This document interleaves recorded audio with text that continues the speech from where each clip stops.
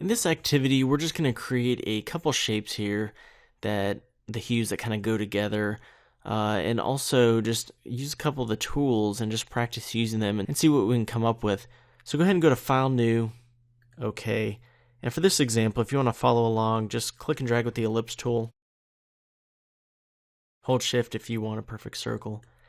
And then I'm going to set none for the stroke. And then for the color, let's try something different. And then Alt on the PC or Option on the Mac, click and drag over here. And we'll choose some kind of complementary color. And then click and drag around both of these. We want to go to Object, Blend Make, and then Object, Blend Options. And specified steps, I'm going to do like 8. And then remember, we got to go to Object, Blend, Expand. So now they're still grouped though, so you can go to Object. If we have them all selected, Object, Ungroup. All right, so now we can move them around. So I'm going to move something like this. I'm going to do it a little bit differently.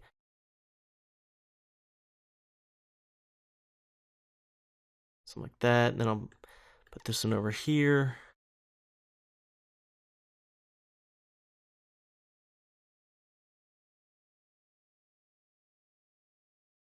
So with all these selected, you can click and drag around all of them like that.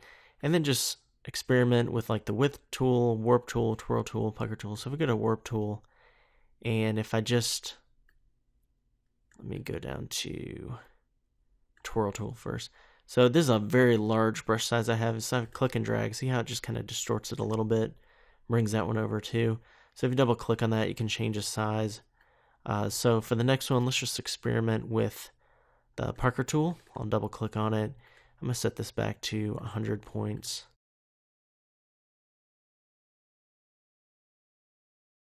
You can kind of see what we can come up with. Just being creative and just experimenting with the different tools. Scallop tool is pretty interesting. It pulls it in like that. And then the crystallize tool bloats it out. It's kind of like bloat and pucker, but just stylizes it, kind of wrinkles the edge, and then wrinkle just wrinkles it either way. Try twirl tool this size, bringing it in like so. And then this one I'll pull out like that. So it's just meant to give you an idea of what these all look like. And you can also use, for example, the eraser tool. So I just want to erase the edge off here a little bit. Maybe change the edge here. It does a pretty good job of adding points and paths and not too many in here. So if we did something like that. And you can apply a gradient to some of these. Like if you just click one of these, click the gradient, and then if you double click on this, got to set this to RGB or CMYK or HSB. Any of those work for color, but so I'll set that to that side. Oh, I need to have it selected, of course. And then double click there.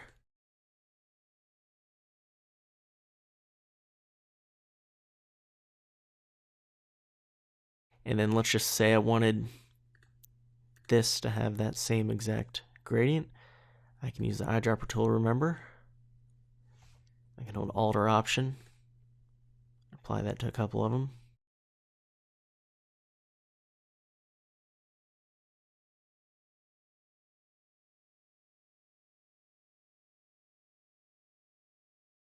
Copy and paste it, edit, copy, edit, paste, or Control or Command C, then Control or Command V. And then with the rotate tool, I just click and drag, hold Shift, be a perfect mirror image.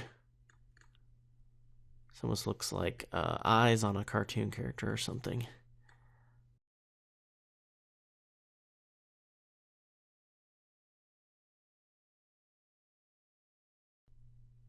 These I'm just selecting and then Alt or Option clicking and dragging.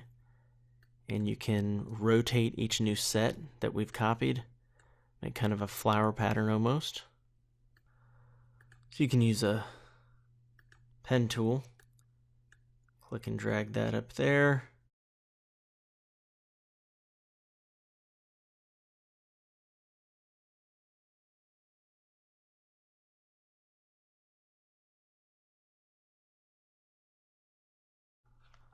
So kind of like a palm tree look, or even kind of a stylized flower. So this is just meant to just practice a little bit with these, add some unique creations and designs using things like the width tools and all the other related tools, as well as the blend tool, free transform, and the rotate tool, and so on. In the next section, we'll be going over a lot of different workflows and functions in Illustrator, and then doing another activity as well. Thanks!